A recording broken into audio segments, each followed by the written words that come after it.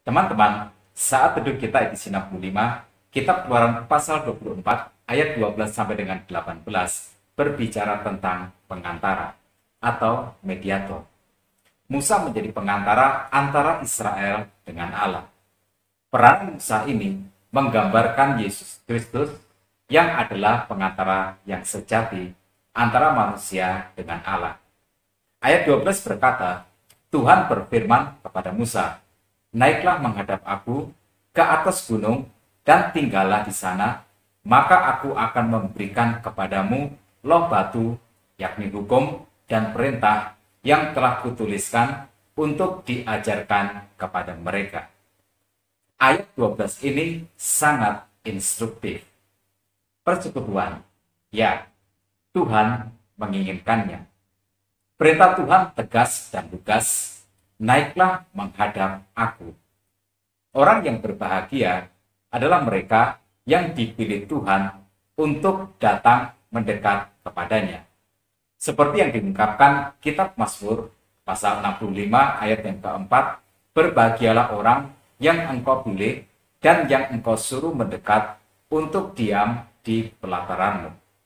Bagaimana tidak bahagia? Yang memanggil Musa ialah Tuhan Allah. Tidak ada pribadi di alam semesta ini, di jagat raya ini, yang begitu besar kuasanya dan berdaulat penuh selain daripada Allah. Segala sesuatu berasal dari Dia, dan segala sesuatu diciptakan oleh Dia untuk kemuliaannya. Nah, bayangkan jika seandainya kita diciptakan hanya sebagai salah satu ciptaan untuk sekedar hiasan atau aksesoris di alam semesta ini. Tapi tidak. Manusia diciptakan menurut gambar dan rupa Allah, dan alam semesta ini hanyalah aksesoris bagi manusia yang ditempatkan Tuhan di dalamnya.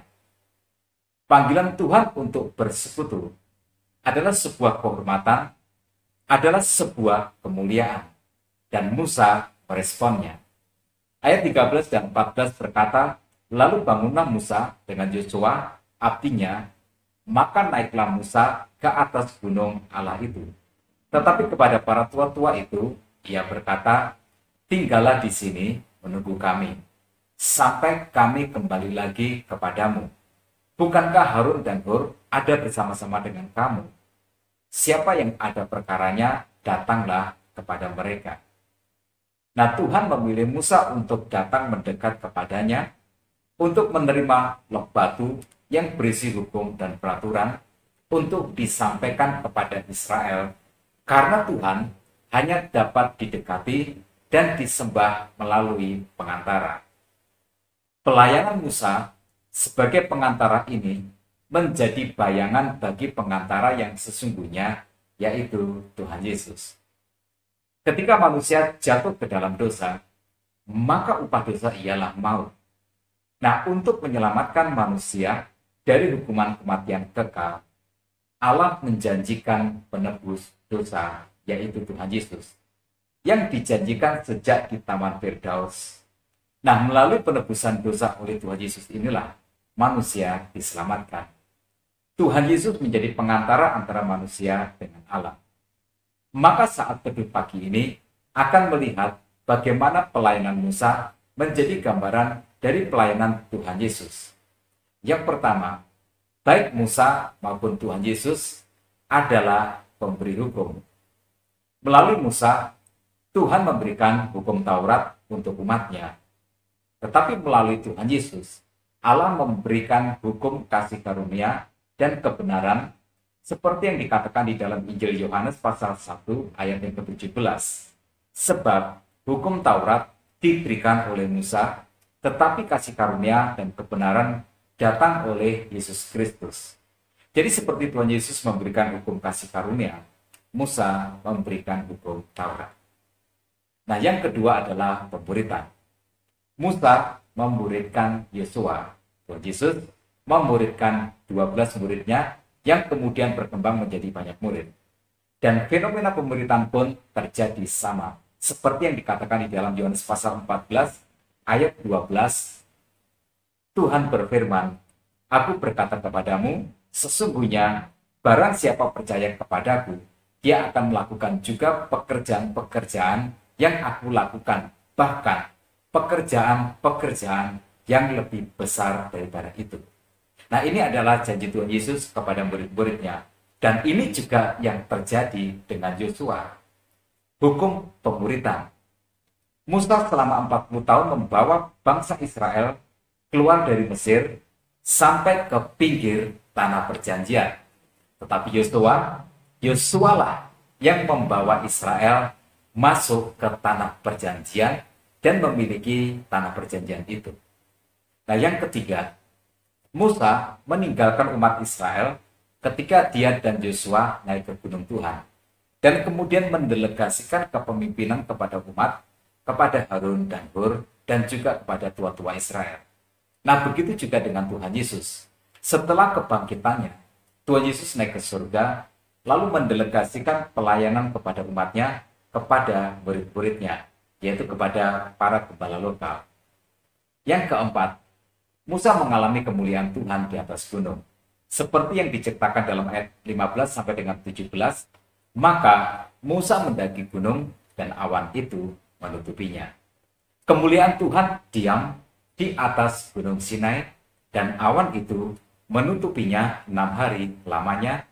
Pada hari ke-7 dipanggilnyalah Musa dari tengah-tengah awan itu. Tampaknya kemuliaan Tuhan sebagai api yang menghanguskan di puncak gunung itu pada pemandangan orang Israel.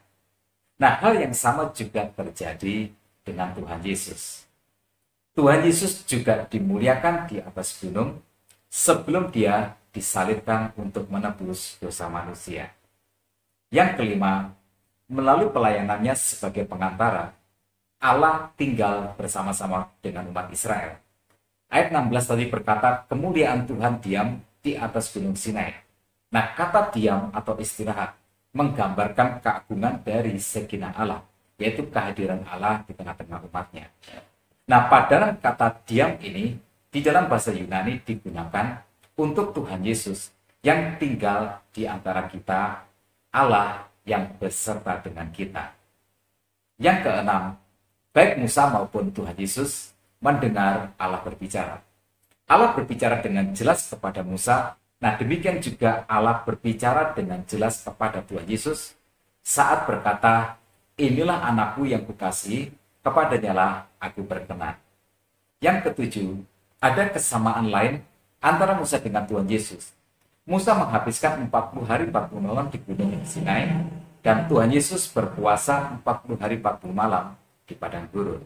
Nah, teman-teman, melalui perbandingan ini kita dapat menangkap pesannya. Tidak seorang pun dapat datang kepada Allah jika tidak melalui pengantara. Bangsa Israel hanya melalui Musa mereka dapat bersekutu dengan Allah. Nah, begitu juga dengan kita sekarang.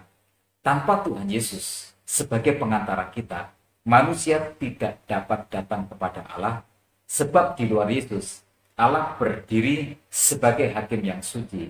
Tetapi di dalam Yesus, Allah berdiri sebagai Allah yang mengampuni, karena hukuman dosa manusia sudah dibayar lunas oleh Tuhan Yesus melalui kematiannya di atas kayu salib.